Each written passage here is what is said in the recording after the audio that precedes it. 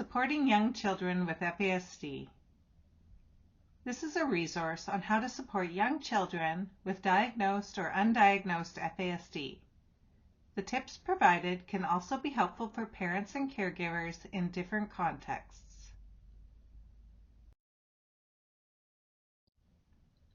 In this short video, we'll talk about what FASD is, how FASD is brain-based, why children are often not diagnosed until they start school, what the benefits and challenges of a diagnosis can be, and some of the common challenges and strengths for children who have FASD.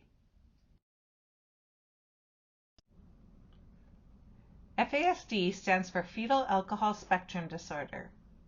FASD is a lifelong disability that impacts the brain and body of those who were exposed to alcohol before they were born.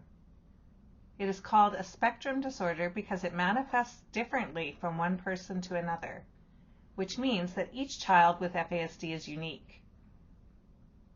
It is estimated that approximately 1 in 25 Canadians have FASD. Most of the time, there are no physical signs of FASD. This is why it is called a hidden disability. There may be difficulties with behavior and learning abilities due to the impacts that alcohol caused when the child's brain was developed before birth. Our brains start to develop before birth, about 3 weeks after conception, and are made of billions of cells called neurons. We are born with as many neurons as there are stars in the galaxy.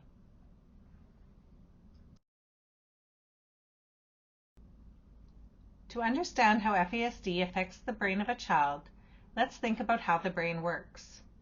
For our brain to work, our neurons need to communicate with each other. We can compare this communication to traveling from one place to another. It can be fast or it can be slow, depending on which road you take.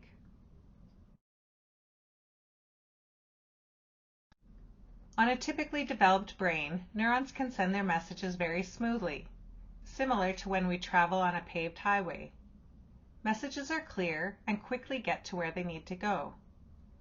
Sometimes there may be rain or snow on the highway. We can think of this as a difficult situation to which we need to respond to with more attention. We need to slow down, but we can keep going. And eventually we arrive at the same destination without too much trouble. For children with FASD, things look differently. When their neurons send a message to the path, travel may be slower or inconsistent. It's more like driving on a one-lane dirt road with bumps and potholes. The message can still be delivered, but it may take longer and demand more energy. And if there is rain or snow on its way, the road may get blocked and the message may not arrive. Brain imaging of people with FASD show differences in brain structure and development. Since these differences are not visible, it can be difficult for people to understand and recognize how the brain may be affected. The brain develops throughout the entire gestational period and is vulnerable to the harmful effects of alcohol exposure throughout the pregnancy.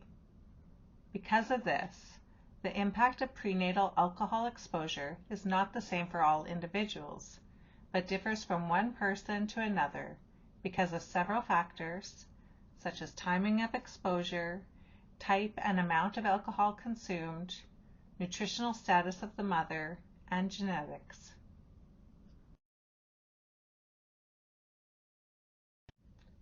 If we knew the road we were taking was a dirt road, we wouldn't expect to arrive as quickly or as easily to our destination.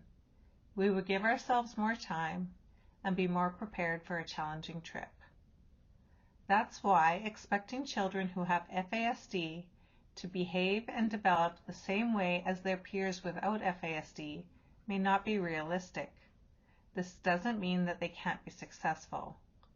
With the right supports in place, children with FASD can reach their full potential. Early diagnosis can be protective against the development of adverse impacts. However, it comes with its own challenges. It requires dedicated multidisciplinary teams and clinical capacity to diagnose FASD. For children under the age of 6, assessments may be inconclusive because some domains of the brain functioning, such as executive functioning, cognition, and language, cannot be effectively assessed until the child is older. The diagnosis process may be a difficult route for many families, but an early diagnosis may be a path for the child and their caregivers to qualify for services and support.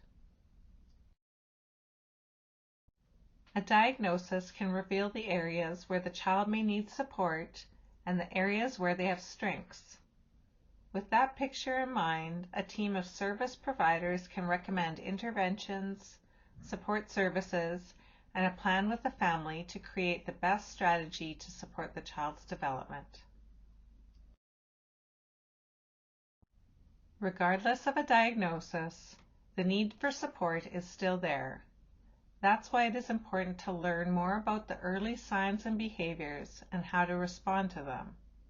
The more we know about it, the better we can support children towards improved outcomes. Every child is unique.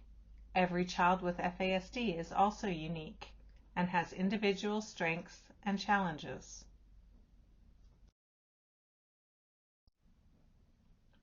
Children who have FASD may experience these common challenges and may need support to help them reach their full potential.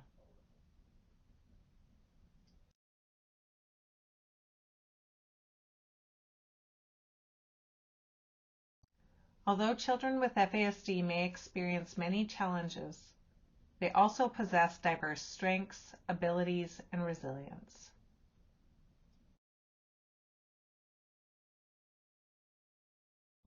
When we understand the challenges and strengths of children affected by FASD, we have a better chance to accommodate and support them.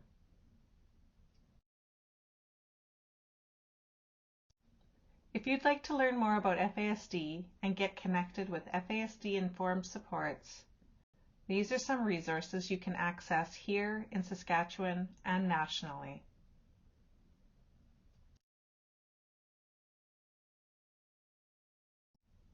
Thank you for watching this video. We hope it helps you to provide a positive learning environment for the children in your life who experience challenges.